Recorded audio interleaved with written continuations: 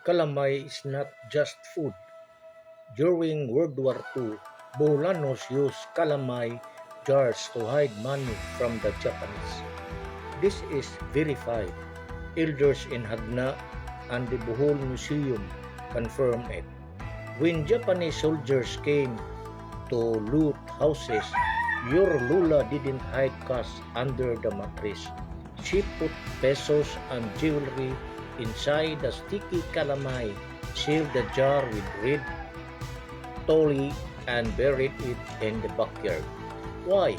No soldier would steal a dirty, sticky jar of food. It was the perfect bowl. The sweetness saved lives. So next time you buy calamay, ask your Lula, Lula, where did you bury yours? Because that jar you're holding, it once sealed a family's entire future. Is it food or is it survival?